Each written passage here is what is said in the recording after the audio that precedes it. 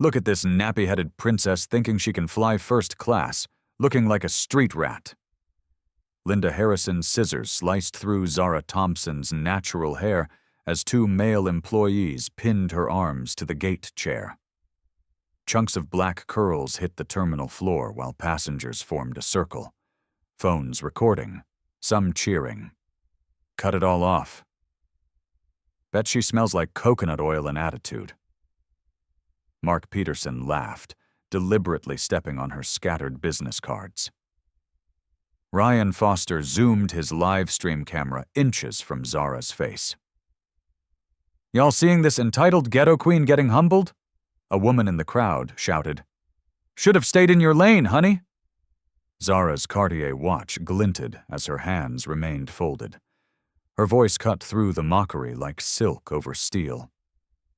"Continue, please." The crowd roared approval. They thought they were witnessing justice. Have you ever been so publicly degraded that you questioned whether respect still exists for women like us? The scissors hadn't stopped. Linda Harrison examined her handiwork with the satisfaction of a corrections officer, running her fingers through what remained of Zara's hair. "We're not done yet. This needs to be properly fixed.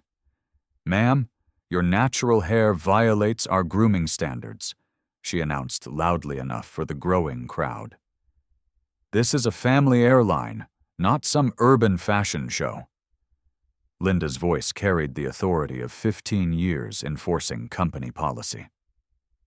"Sweetheart, maybe try looking like a professional businesswoman next time you fly." Mark Peterson stepped forward, his security badge glinting as he positioned himself behind Zara's chair. "Black women always think they can get away with anything. Should have straightened that mess before leaving the house." His large hands gripped the headrest. "Hold still, princess. Professional haircut time." Ryan Foster adjusted his phone angle. The company live stream now showing 847 viewers. "Y'all see this entitled princess? I think the rules don't apply to her." He zoomed in on the uneven patches where Linda had cut. Getting the full salon treatment at the airport. This is what happens when they don't know their place. The terminal's 6:52 p.m. boarding announcement echoed overhead. Flight 4847 to New York. Final boarding in 28 minutes. Zara's boarding pass lay scattered among the hair clippings. The 1A first class designation barely visible under Mark's boot. A woman in the crowd shouted encouragement. "Make it shorter. She looks ridiculous. Give her a buzz cut." Another passenger laughed, holding up his phone to record. Finally, someone put these women in their place. Linda retrieved a smaller pair of scissors from her supervisor toolkit. "Let's make this really clean. Can't you represent our airline looking like you stuck your finger in an electrical socket?" She grabbed another section of Zara's hair, the sound of cutting metal sharp against the terminal's ambient noise. Zara's phone buzzed insistently against her lap. The screen showed Executive Assistant Emily for the 14th time. A text preview was visible. "Board meeting Thompson Aerospace Consulting FAA contract review." "Where are you?" "Look at that." Ryan narrated to his live stream audience, which had climbed to 1,247 viewers. Princess thinks she's important. Probably calling Daddy to buy her out of trouble. The comment section flooded with laughing emojis and increasingly crude suggestions about what else should be cut. Mark noticed the scattered business cards mixed with hair clippings on the floor. "Thompson Aviation Solutions," he read mockingly, kicking the Platinum American Express card further away. "Must be one of those fake businesses. Probably sells hair products." The crowd erupted in laughter. A middle-aged businessman in an expensive suit nodded approvingly. My tax dollars probably funded her attitude. About time someone taught these people respect. His wife whispered agreement, filming with her own device. Linda stepped back to admire her work. Zara's hair now visibly uneven with patches missing entirely. There, much more appropriate for our cabin environment. She turned to address the crowd, like a performer taking applause. Company policy clearly states that passengers must maintain professional grooming standards. The gate area had transformed into an impromptu arena. 23 passengers now formed a loose circle, most recording, some offering commentary. A teenage girl live-streamed to her TikTok followers. Airline staff giving free haircuts to difficult passengers. This is wild. Jason Reed, the assistant manager, emerged from the jetway having heard the commotion. His eyes immediately assessed the situation. Passenger restraint, crowd gathering, social media recording. "Ma'am Harrison is following protocol," he announced, his voice carrying practiced authority. "This gentleman, sorry, this lady needs to comply with our grooming standards or find alternative transportation." "We've been more than reasonable," Jason continued, adjusting his tie as he surveyed the scene. "Miss, perhaps your boyfriend can pick you up and take you shopping for appropriate attire, or maybe a salon visit." His condescending smile drew approving nods from male passengers. Zara's Cartier watch caught the light as she slowly raised her hand to check the time. The movement was so calm, so deliberate that several people stopped recording to watch. Her voice, when it came, was silk over steel. "Continue, please. I'm learning quite a lot about your company culture." Ryan's live stream showed her face in close-up, the camera capturing her eerily composed expression despite the assault. Look at this attitude, even getting a free haircut and still acting superior. The viewer count hit 2,047, with Toftuo's grooming gate beginning to trend locally. Linda reached for electric clippers from her maintenance kit. "Let's finish this properly. Can't have her boarding half done." The buzzing sound made several passengers cheer. "Shave it all," someone called out. "Bald is beautiful," another added, sparking more laughter. Mark's grip tightened on the chair as Linda approached with the clippers. "This is what happens when you think you're better than everyone else," he muttered. "Just loud enough for the cameras to catch." Zara's phone showed 47 missed calls now. Her screen lit up with a Bloomberg notification. Thompson Aviation stock up 12% on federal contract news. The text was visible for a brief moment before Ryan's camera angle shifted. The business cards scattered among the hair clippings told a story no one was reading. CEO Thompson Aviation Solutions, Federal Aviation Consulting, FAA Senior Advisor. They lay like evidence in a crime scene that hadn't been recognized yet. 24 minutes until departure. The countdown had begun, but not the one anyone expected. The electric clippers hummed to life in Linda's hands at exactly 7:01 p.m. 19 minutes until departure, but the crowd had no intention of letting this entertainment end early. Finish the job properly. Jason Reed commanded his assistant manager authority, lending official weight to the spectacle. "Can't have her boarding half done. Company standards must be maintained."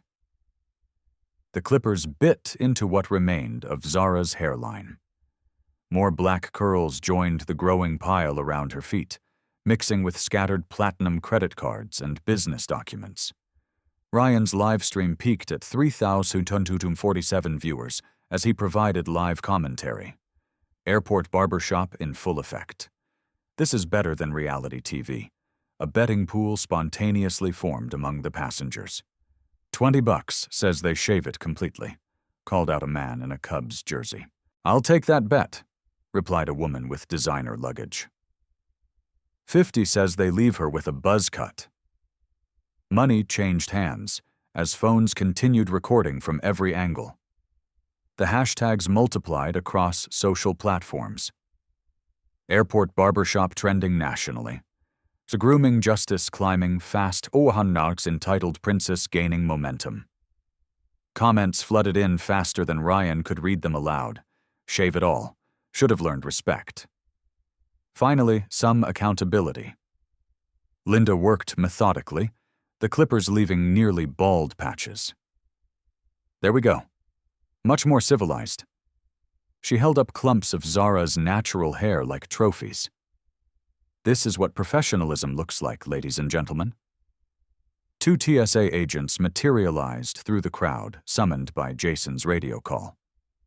"We've got a disruptive female passenger," he explained to Agent Ramirez, whose hand instinctively moved toward his restraints, refusing to comply with grooming standards, creating a disturbance.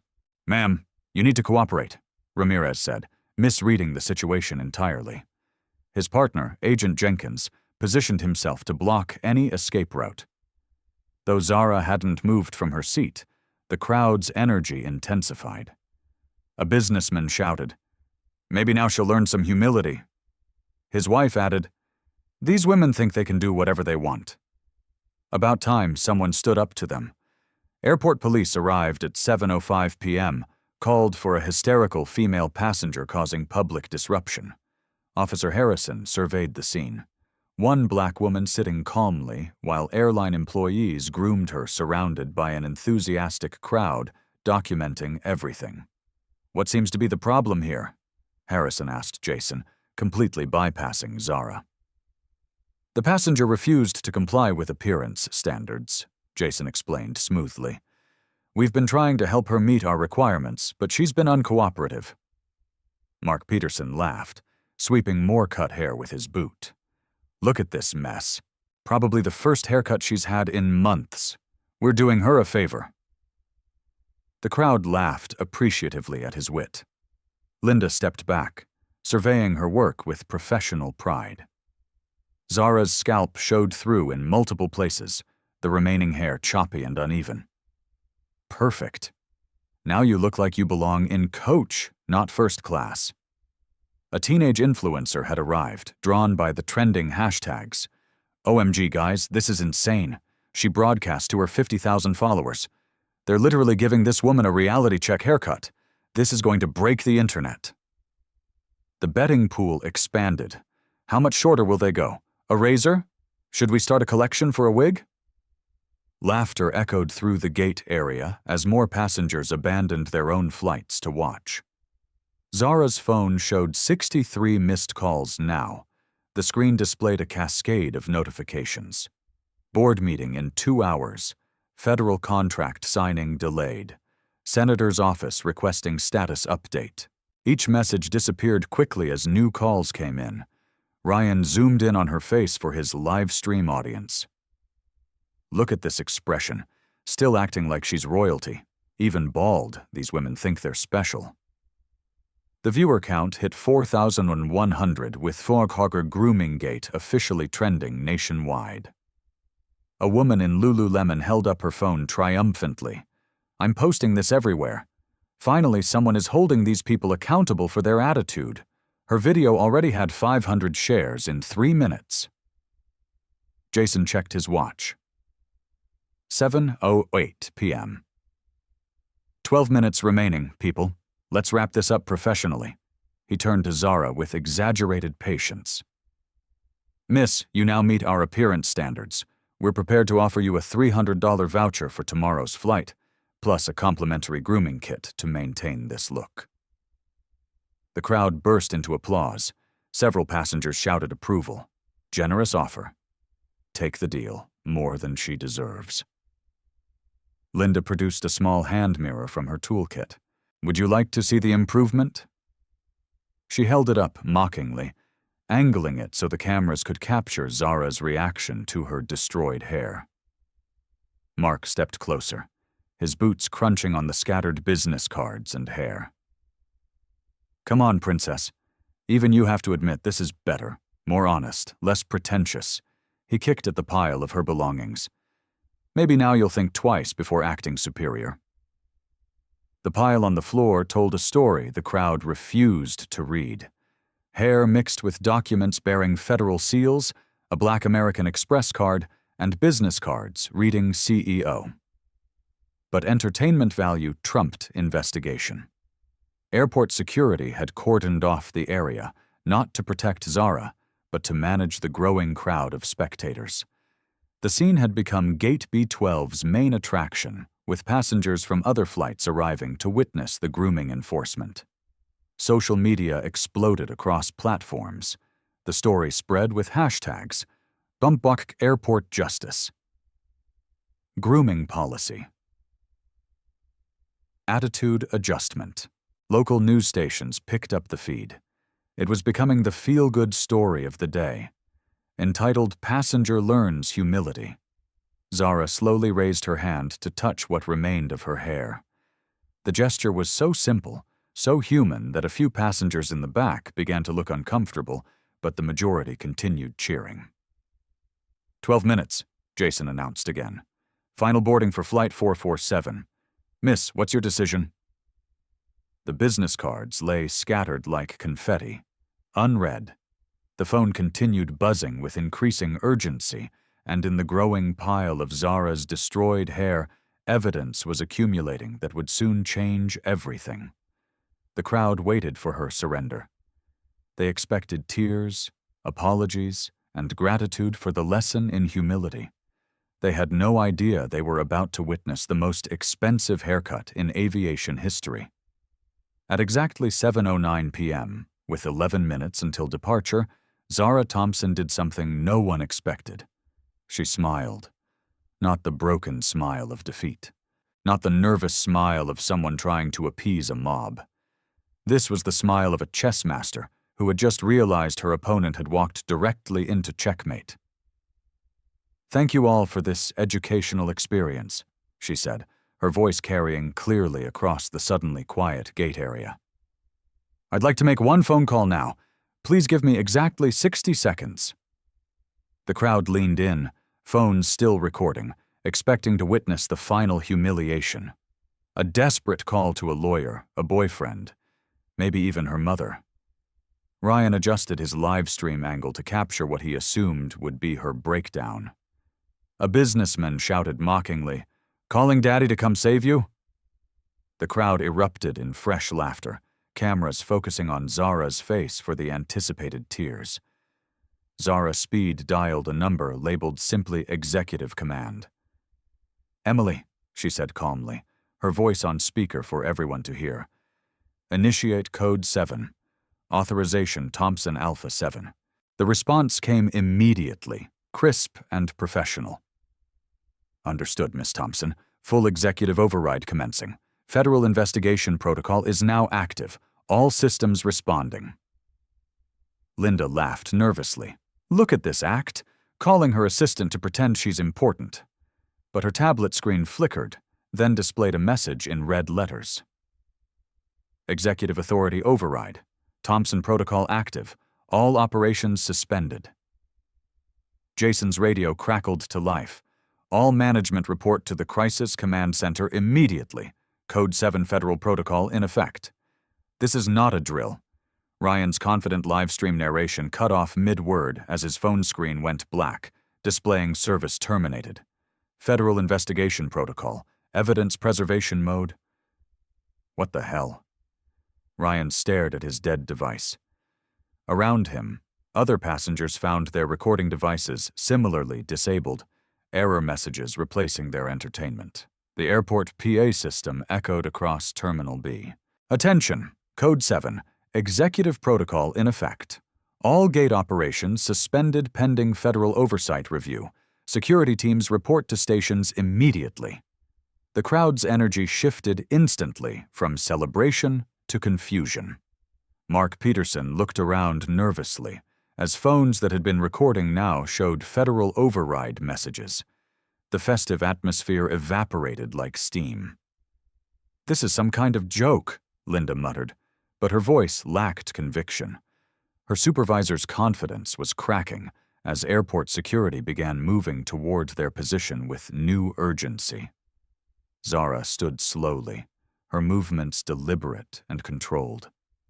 She brushed hair clippings from her cream silk blouse with the precision of someone accustomed to command. From her scattered belongings, she retrieved items the crowd had ignored in their entertainment frenzy. First, a business card that had been trampled underfoot. Zara Thompson, CEO, Thompson Aviation Solutions, Federal Aviation Consulting. The businessman who had been laughing loudest suddenly went quiet. "Wait, is that real?" Then an ID badge with her photograph and federal seal. FAA Senior Compliance Advisor, Department of Transportation, Level 7 clearance. Jason's phone rang with the distinctive tone of executive emergency. He stared at the caller ID. CEO Anderson, urgent. His hand trembled slightly as he answered. Finally, Zara held up a black American Express card with federal contractor printed beneath her name, along with a number that made the remaining airline employees recognize the level of authority they had just assaulted. Linda's face drained of color as the full realization hit. "Ma'am, we had no idea. Oh God, what have we done?"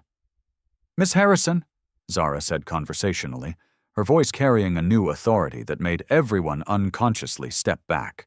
"I've been flying with your airline for 18 years, both as a passenger and as the federal consultant who designed your company's current bias detection system."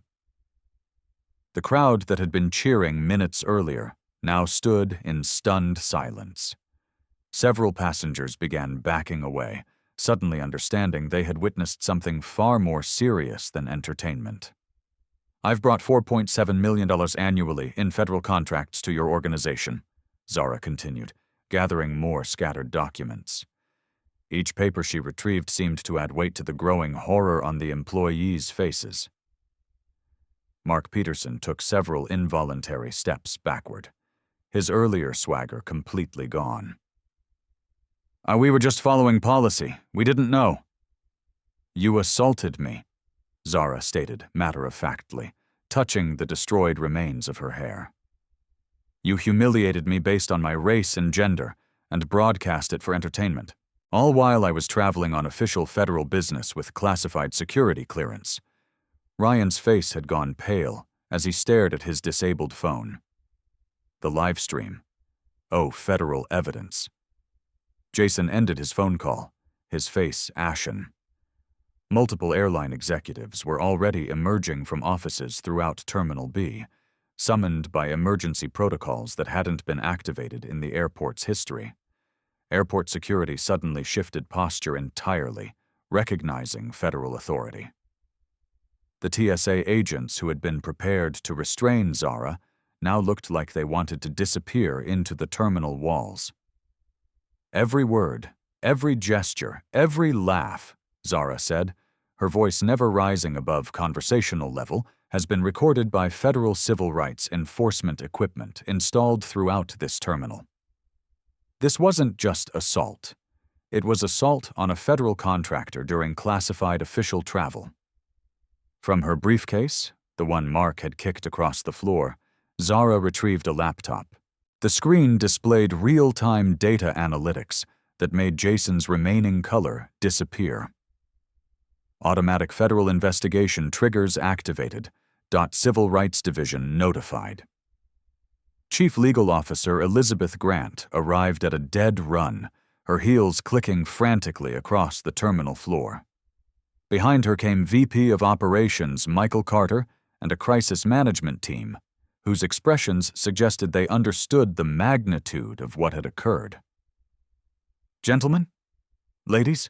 Zara said, her voice carrying the quiet authority of someone accustomed to briefing senators and cabinet members. "Your airline isn't just my client. You're my primary case study for the new Federal Aviation Anti-Discrimination Protocol." The hair clippings scattered across the floor, which the crowd had treated as entertainment debris, now looked exactly like what they were, evidence at a federal crime scene. CEO Victoria Anderson materialized with a security detail, her face reflecting the dawning realization of what her employees had just done to one of the federal government's most influential aviation consultants. "But I haven't revealed the most important detail yet," Zara said, her smile returning. "Phase 2 of my federal investigation begins now." CEO Victoria Anderson arrived at Gate B12 at 7:15 p.m., 5 minutes past Flight 447's original departure time. Her entourage included Chief Legal Officer Elizabeth Grant, VP of Operations Michael Carter, Crisis Management Director Sophia Lee, and a team of corporate attorneys whose grim expressions told the story. This was no ordinary passenger complaint. The gate area had transformed into an impromptu federal crime scene. Airport security had cordoned off the area with yellow tape, not to contain Zara, but to preserve evidence. The scattered hair clippings, trampled business cards, and disabled recording devices created a tableau of corporate catastrophe that would soon appear in federal court documents. Victoria surveyed the scene with practiced crisis assessment. Destroyed hair covering the floor like black snow, scissors abandoned beside federal contractor credentials, and her 4 employees standing like defendants awaiting sentencing. The crowd of passengers who had been cheering minutes earlier now pressed against security barriers, their phones still disabled by federal override protocols. "Miss Thompson," Victoria began, her voice carefully modulated to project authority while acknowledging the precarious situation. "As one businesswoman to another, I'm certain we can resolve this matter professionally and privately." Zara opened her laptop with deliberate precision.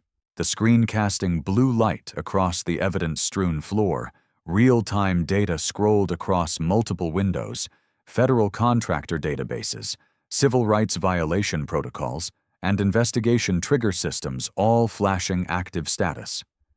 "Victoria, you have exactly 10 minutes to demonstrate corporate accountability before I activate Phase 2 of the federal investigation," Zara said, her voice carrying the quiet authority of someone accustomed to briefing cabinet members. "But first, let me clarify something. This isn't a negotiation, it's a federal compliance presentation." Elizabeth Grant stepped forward. 23 years of legal training overriding panic. "Miss Thompson, we deeply regret any misunderstanding that may have occurred during what appears to have been a miscommunication regarding company grooming policies." "There's no misunderstanding," Zara interrupted, her voice cutting through corporate euphemisms like surgical steel. "There's documented federal contractor assault, systematic civil rights violations captured on multiple recording devices, and approximately 6 different federal investigation triggers that activated the moment your employees decided to forcibly cut my hair while broadcasting it for public entertainment." She turned the laptop screen toward the assembled executives, revealing a comprehensive data dashboard that made Elizabeth physically step backward. The metrics displayed in stark numerical reality: $4.7 million in annual federal consulting revenue from Thomson Aviation Solutions, 31 major airlines currently implementing Thomson's bias detection protocols, 89% success rate in federal discrimination case prosecutions, 67% of aviation discrimination incidents involving intersectional bias targeting women of color. "Your airline isn't just my client," Zara continued, touching the destroyed remnants of her hair with calculated impact. "You're my primary laboratory for federal anti-discrimination research, and this assault just provided the Department of Transportation with a perfect case study in intersectional discrimination, complete with real-time documentation and crowd participation." Michael Carter whispered frantically to Victoria. "She designed our current bias detection system. She has administrative access to every incident report, employee complaint, and discrimination case from the past 18 months. If she runs a comprehensive audit," Victoria's face paled as the implications crystallized. "A federal investigation would expose not just this incident, but potentially hundreds of unreported discrimination cases buried in company databases." Linda Harrison stood frozen beside the abandoned scissors, her supervisor's confidence replaced by dawning terror. "We were just enforcing grooming standards according to company policy. I didn't know she was a federal contractor." "A federal contractor with Level 7 security clearance traveling on classified Department of Transportation business," Zara corrected, her eyebrow arching with lethal precision. "Ms. Harrison, ignorance of federal law isn't a defense in civil rights prosecution. Assault with forced haircutting of a federal contractor during official travel constitutes multiple felonies under 18 U.S.C. Section 245, Title 7, and the Federal Contractor Protection Act." Ryan Foster clutched his disabled phone like a lifeline. His earlier swagger completely evaporated. The live stream was just standard company social media documentation. I was recording policy enforcement for training purposes. You were broadcasting a federal contractor assault to 3,700 viewers while using company equipment and representing corporate policy, Elizabeth Grant said, her voice hollow with professional recognition of the legal catastrophe that constitutes evidence tampering, civil rights violations, conspiracy to violate federal law, and potential hate crime enhancement charges. Jason Reed's phone rang again. Emergency conference with the board of directors demanding immediate damage assessment. His earlier condescending authority had evaporated entirely, replaced by the terror of someone realizing their career was ending in real time with potential criminal consequences. Mark Peterson attempted damage control. "Ma'am, we sincerely apologize for any inconvenience. We were following what we believe to be standard passenger compliance procedures.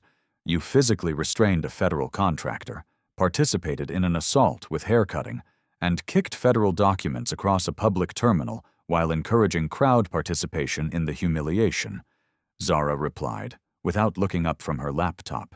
"Your procedures constitute federal crimes." Zara accessed another screen, displaying federal regulations with surgical precision. The legal citations filled the monitor. Title 7. Civil rights violations.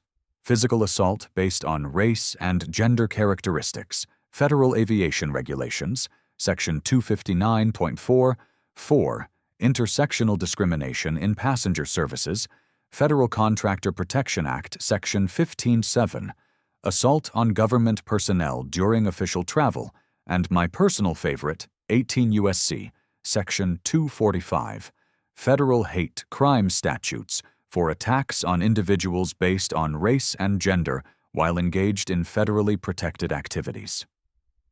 She paused, allowing the legal weight to settle like concrete. Each violation carries fines up to $250,000 per incident, with potential criminal penalties, including federal prison sentences. Victoria's crisis management training kicked in, recognizing ultimate stakes. "Ms. Thompson, what would constitute an appropriate resolution of this incident that demonstrates our commitment to civil rights compliance?" "I'm not negotiating," Zara replied, her voice maintaining conversational calm while delivering corporate death sentences. "I'm presenting federal compliance requirements.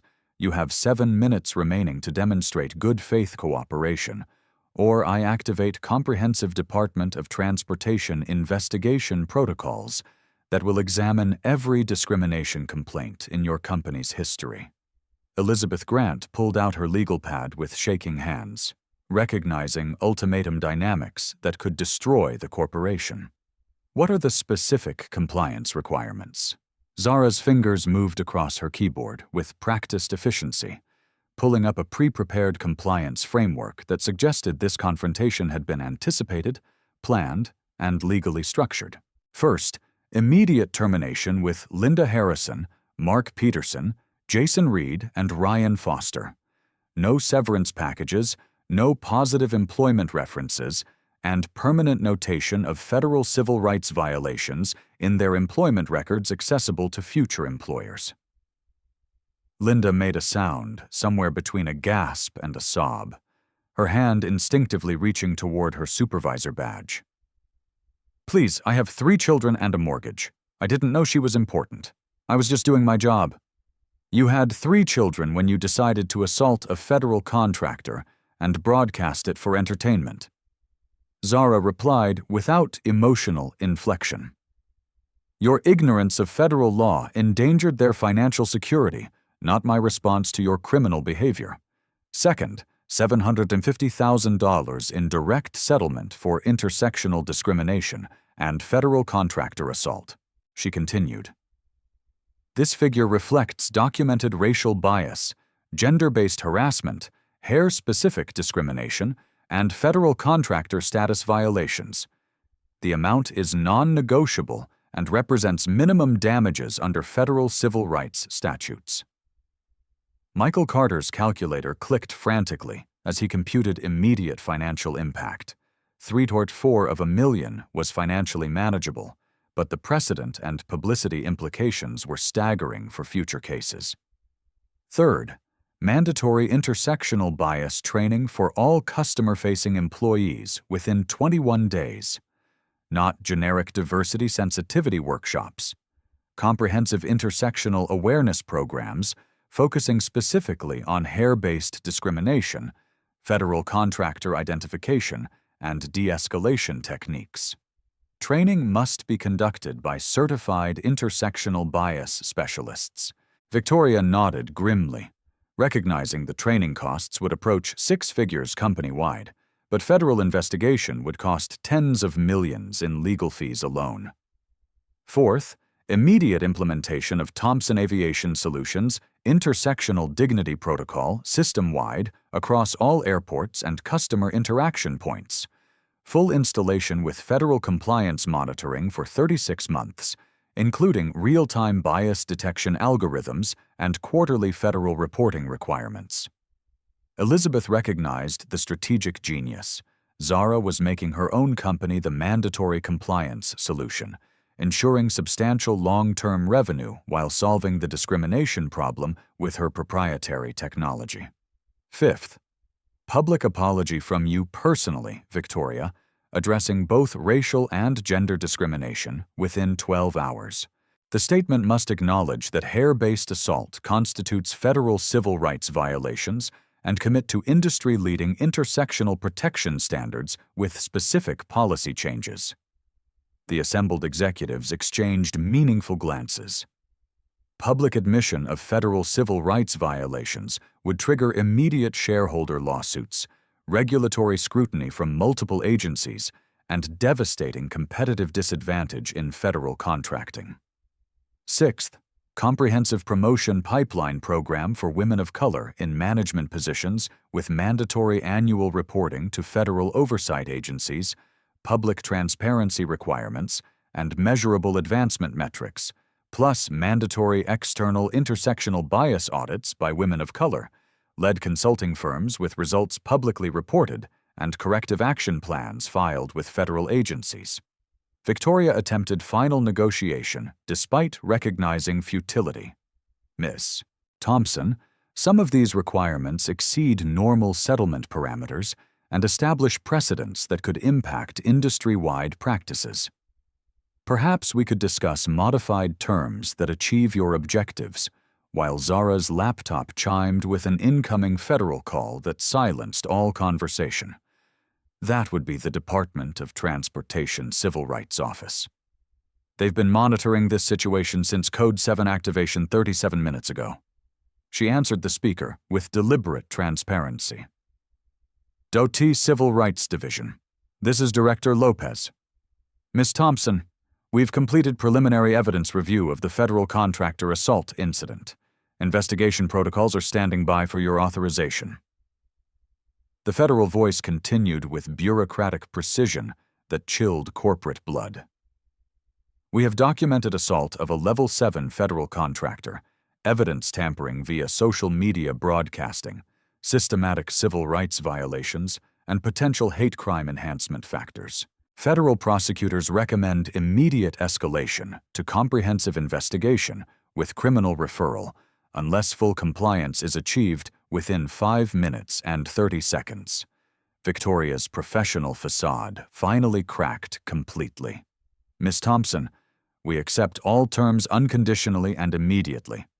How do we prevent federal investigation escalation? You don't prevent it, Zara replied, closing the laptop with finality that echoed through the terminal. Phase 2. Federal investigation cannot be stopped. It's mandatory protocol for federal contractor assault. But demonstrated good faith compliance might influence the scope and severity of consequences during prosecution recommendations. The hair scattered around her feet told the complete story. What began as crowd entertainment had become the most expensive haircut in corporate history. At 7:45 p.m., exactly 36 minutes after the first scissor cut, Linda Harrison, Mark Peterson, Jason Reed, and Ryan Foster received their termination notices. Security escorted them from the premises while federal agents collected their company devices as evidence. Linda's supervisor badge, which she had worn with such authority, now lay in an evidence bag marked Federal Contractor Assault, Exhibit C. The termination process unfolded with corporate efficiency that contrasted sharply with the chaos of their assault. Human Resources Director Janet Morrison read the charges aloud. Immediate termination with cause for federal civil rights violations, assault of a federal contractor, evidence tampering, and conduct detrimental to company reputation and federal compliance status. Linda clutched her personal belongings in a cardboard box, tears streaming down her face. 18 years with this company, she whispered to no one in particular. 18 years, and it ends because I cut some woman's hair. Oh, you didn't cut some woman's hair, Elizabeth Grant corrected with legal precision. You assaulted a federal contractor's hair while she was traveling on classified government business. There's a significant legal distinction that federal prosecutors will explain during your criminal proceedings. Ryan Foster's final company livestream had been viewed 47,000 times before federal override shut it down. Now, that same video would serve as primary evidence in federal court. I was just trying to go viral, he muttered, his social media career ending before it began. Salt. I didn't know it would go this viral. Mark Peterson handed over his security credentials with shaking hands. 23 years in airport security, and his career ended with federal assault charges. What do I tell my wife, my kids? How do I explain that I'm facing federal prison for cutting hair? Jason Reed, whose assistant manager position had given him confidence to escalate the situation, now faced the complete destruction of his aviation career. No airline would hire him with federal civil rights violations on his record. This is insane, he kept repeating. Over hair? This is all over hair. At 8:30 p.m., CEO Victoria Anderson stood before a hastily assembled press conference. Her prepared statement representing the most expensive apology in airline history. The conference room at O'Hare buzzed with reporters who had descended like vultures, sensing the blood in the water of a major civil rights story. Tonight, our airline failed catastrophically, Victoria began, her voice steady despite the corporate disaster unfolding around her. We failed Ms. Zara Thompson, a valued federal contractor and respected member of the aviation community. More importantly, we failed women of color everywhere who deserve dignity and respect when they travel. The statement continued with legal precision crafted by Elizabeth's team. The assault on Ms. Thompson's hair was not a policy enforcement action. It was a violation of her civil rights, her dignity, and federal law. Hair-based discrimination, particularly targeting natural black hair, constitutes racial discrimination and has no place in our industry. Social media exploded within minutes. The apology video garnered 2.3 million views within 6 hours, with Jhor Norhunt hair assault and Torn Thompson case trending nationally. Comments ranged from supportive to skeptical, but the corporate admission of federal civil rights violations sent shockwaves through the aviation industry. Competitor airlines immediately distanced themselves, issuing their own statements about hair discrimination policies. Southwest Airlines announced a comprehensive review of grooming standards. Delta pledged new intersectional bias training. American Airlines quietly contacted Thompson Aviation Solutions about bias detection consulting. By 9:15 p.m., the first emergency bias sensitivity briefing was underway for all O'Hare customer-facing staff.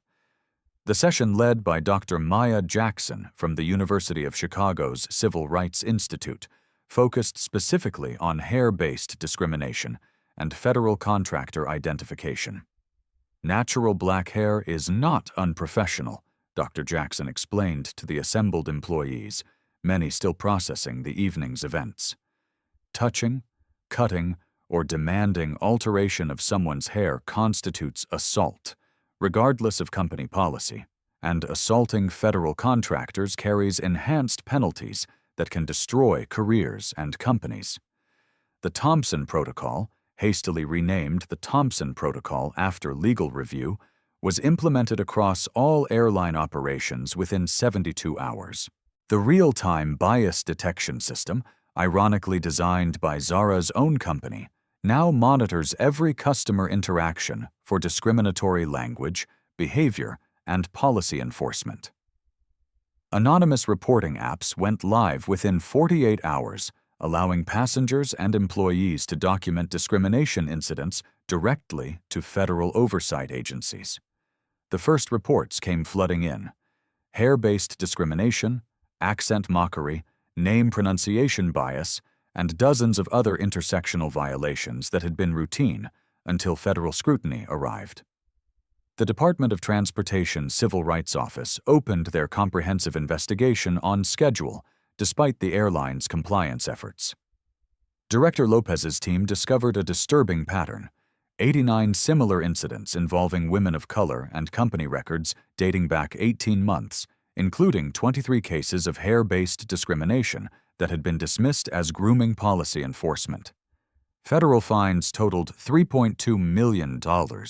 When the full investigation concluded, the consent decree required 5 years of federal monitoring with quarterly reporting on intersectional bias metrics, mandatory promotion targets for women of color, and annual third-party discrimination audits with public reporting requirements. The ripple effects spread throughout the aviation industry like shock waves from an earthquake. Within 6 months, 18 other major airlines had voluntarily adopted Thompson Aviation Solutions' Intersectional Dignity Protocol, recognizing that federal oversight was inevitable and cooperation was preferable to investigation.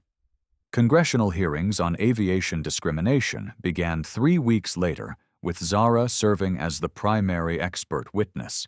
Her testimony, delivered with the same calm authority she had shown during the assault, transformed federal aviation policy permanently. Hair discrimination is not about grooming standards, she testified before the Senate Commerce Committee. It's about weaponizing beauty standards to exclude and humiliate women of color. When airline employees cut my hair while broadcasting it for entertainment, they weren't enforcing policy. They were conducting a public lynching of my dignity. The hearing room fell silent. Senator Elena Ramirez asked the question everyone was thinking. Ms. Thompson, how do we prevent this from happening to other women? Senator, we mandate respect through technology and accountability. Zara replied, the Thompson Protocol doesn't just detect bias, it creates consequences: real-time federal reporting, automatic investigation triggers, and personal liability for employees who choose discrimination over dignity. The Airline Passenger Dignity Act of 2025 passed Congress with bipartisan support 6 months later. The legislation, directly inspired by Zara's assault, established federal protections for passenger hair, religious dress, accent diversity, and intersectional identity expression. Airlines violating the act faced automatic federal investigation and potential loss of operating licenses. Personal victory came in quieter moments.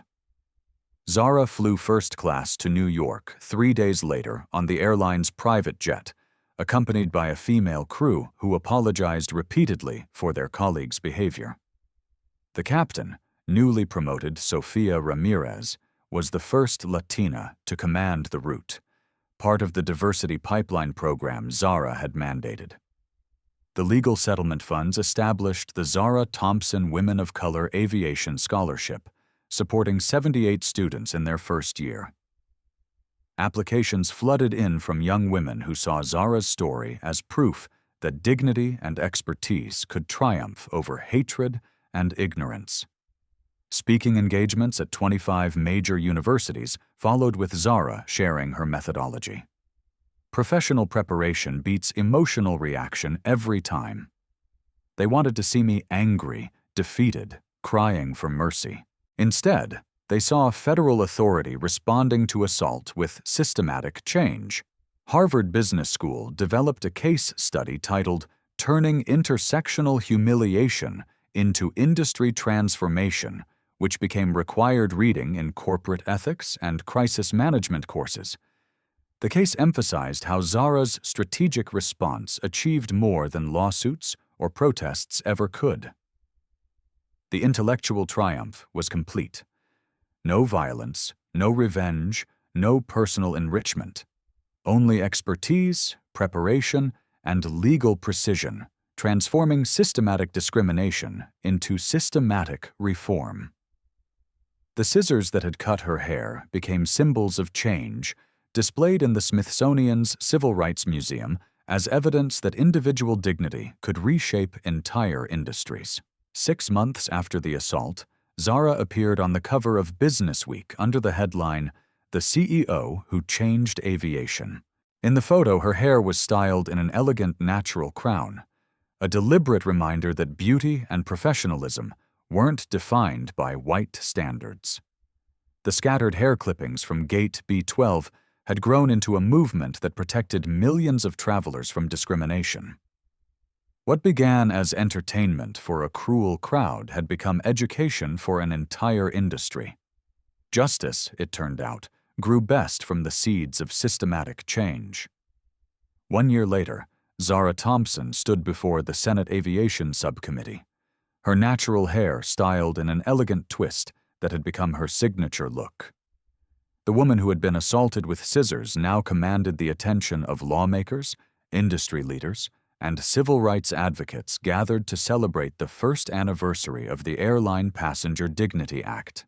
The Thompson Intersectional Protocol is now active in 94% of major U.S. airports, she testified, her voice carrying the same calm authority that had dismantled corporate arrogance at Gate B12.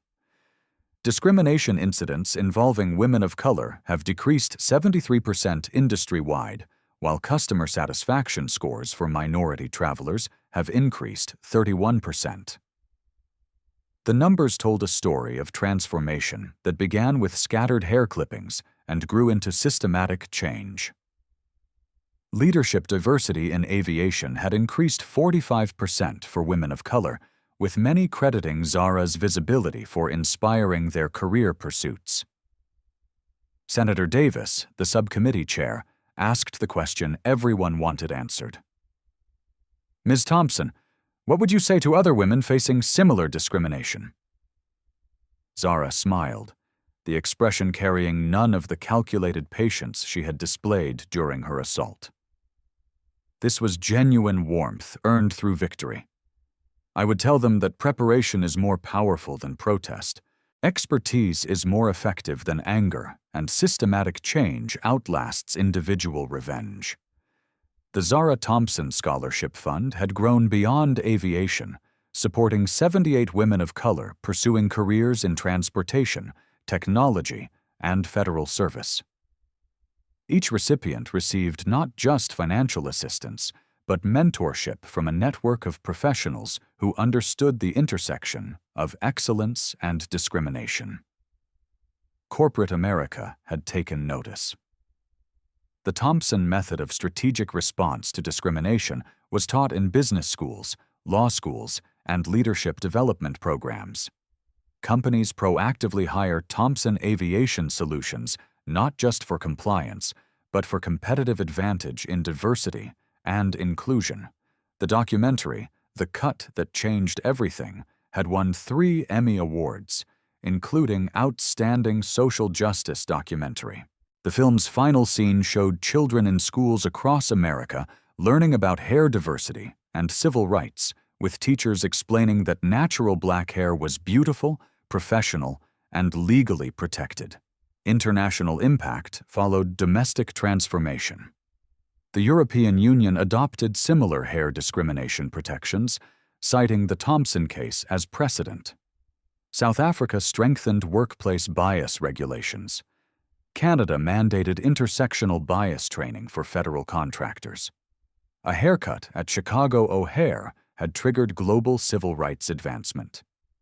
Personal fulfillment came through unexpected channels. Zara's TED Talk, The Power of Strategic Dignity, has been viewed 15 million times across platforms. Young women approached her at airports sharing stories of discrimination they had faced and strategies they had learned from her example. "You showed us we don't have to accept disrespect," a college student told her at Reagan National Airport. "You proved that smart women with preparation can change the world." The annual Intersectional Aviation Leadership Conference, hosted by the Women of Color in Aviation Coalition, that Zara founded, drew 5,000 attendees from 47 countries. The conference's mission statement reflected her philosophy, transforming individual dignity into systematic change through professional excellence and strategic advocacy. Linda Harrison had found new employment as a cashier at a suburban grocery store. Her airline career permanently ended by federal civil rights violations. In interviews with local media, she expressed remorse. "I learned too late that a person's hair is part of their identity, their dignity. I wish I could apologize to Miss Thompson personally." Ryan Foster, whose live stream had preserved the evidence of federal contractor assault, now worked in his family's landscaping business. His social media presence focused on civil rights education, using his platform to teach young people about the consequences of discrimination. "I was trying to go viral," he explained in a documentary interview. "I went viral, but not the way I intended." Mark Peterson and Jason Reed faced ongoing civil litigation from other passengers who had experienced discrimination during their tenure. The federal investigation had uncovered patterns of bias that extended far beyond Zara's case. With dozens of victims seeking justice through the legal precedent, her strategic response had established. The transformation was measured not just in policies and statistics, but in culture and consciousness. Airport employees now received annual training on intersectional dignity. Federal contractors traveled with enhanced protections. Women of color reported feeling safer, more respected, and more confident in aviation spaces.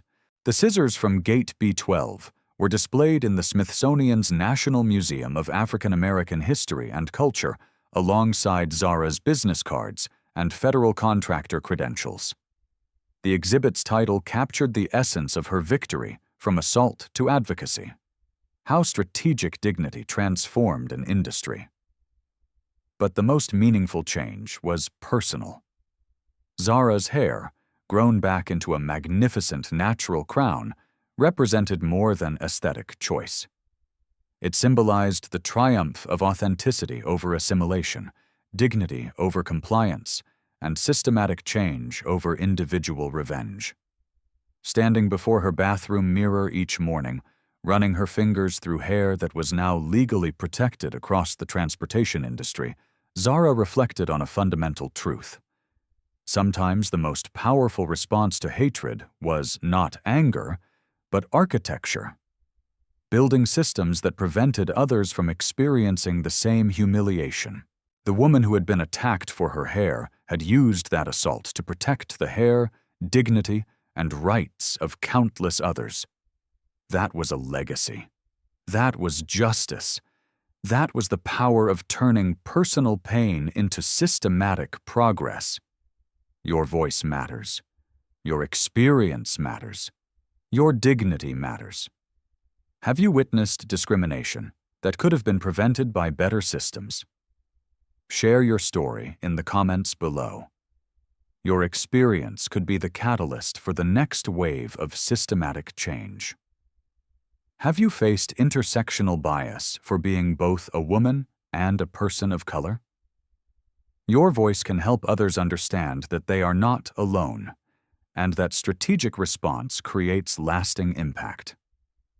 Tag a woman of color who needs to see how preparation, professionalism, and persistence can move mountains. Show her that expertise is the ultimate superpower. Subscribe to Black Soul Stories for more accounts of strategic triumph over prejudice, because every story of dignity defended is a blueprint for others to follow. Share this story with everyone who believes that intelligence and preparation can transform injustice into lasting change. Because sometimes the most powerful revenge is systematic reform.